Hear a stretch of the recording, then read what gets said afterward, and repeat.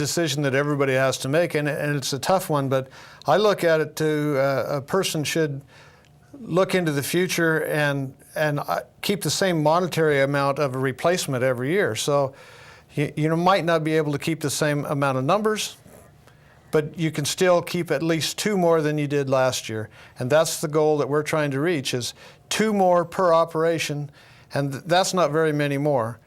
And the multiplier of the effect of that is what will create this increase in demand or increase in inventory that we're trying to strive. So I understand that there's a pretty good incentive to sell them at these prices, but is 2 more than what you had last year really that difficult or going to make that much difference in the financial return?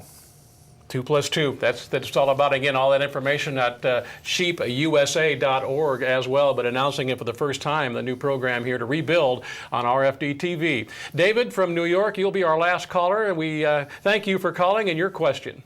One of the problems that small sheep producers have, people with the area of like 10, 20 head, 30 head, is finding space at the small slaughterhouses.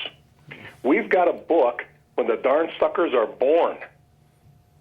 We can't get our stuff to the USDA slaughterhouses. There's not enough space there. That's my question. All right, David. Peter, any thoughts on that? And I think that's where one of the benefits in the non-traditional market that we've seen is the newer outlets from the smaller processors. And a lot of them are in the New England area, as well as Pennsylvania, New York, New Jersey. And we have growers all over the country, as far west as the Dakotas that are going east, Texas lambs that are going east, California lambs, and in this non-traditional market that's nearly a third of our production now makes a profitable market for every class and category of lambs that we produce, and that's where, particularly for the smaller operator, they've been able to find some real strength in there. So if they're not necessarily the marketer that wants to go to the farmers market themselves, but we understand growers are having great success with the buyers that are out there looking to find more lambs every week, and we see that as a strength that really in the last 10 years has come into play. Very good.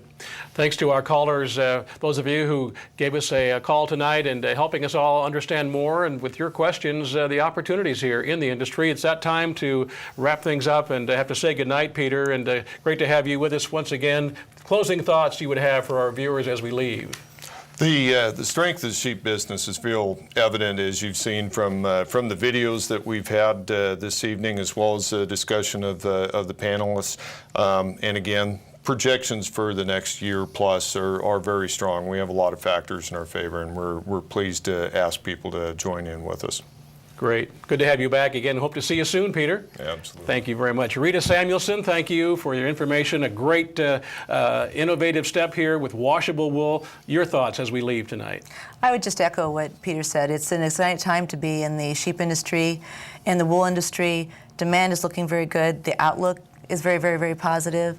And like our fiber, the sheep industry is adaptable and versatile and can be really conducive to large producers, small producers, and all types. It's an exciting time. And the washable wool now that's available to consumers, they can be. Is there a label, or how would they know a piece of apparel that they're buying that it is a washable wool product now? Exactly. Do look at your label. Not all wool is processed, so it's washable.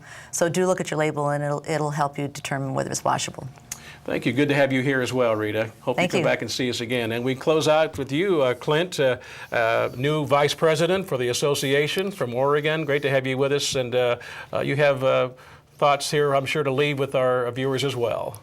Well, I do. And I agree with Rita and Peter.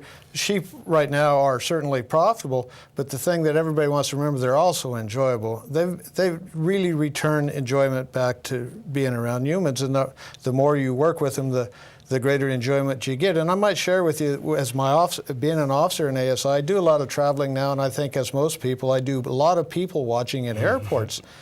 And as a sheep producer, it's a great thing, because as I sit there, I see the shearling boots, I see the knitted wool sweaters, I see the tailored wool suits.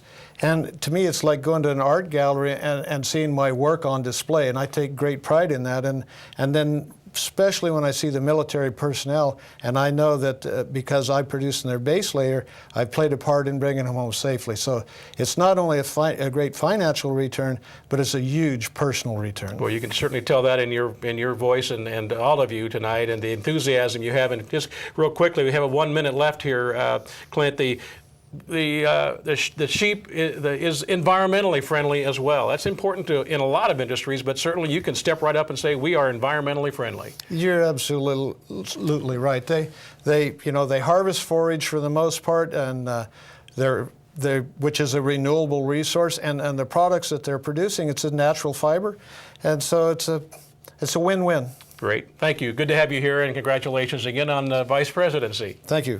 All right. If you're looking for a profitable way to expand your operation, sheep might be the answer. You can certainly check out the website we've given you this evening. That is at sheepusa.org. sheepusa.org. Over 40 states around the country have state associations as well. You might look and find your state sheep association. I'm Mark Oppold. Thanks for joining us. Good night from RFD-TV, Rural America's most important network.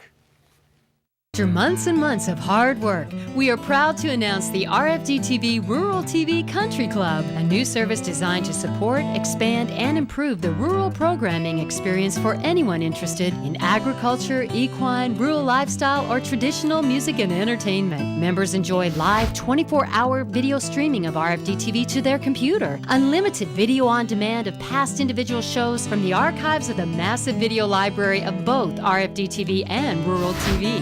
Discounted tickets to RFD-TV The Theater and affiliated rural events. Special offers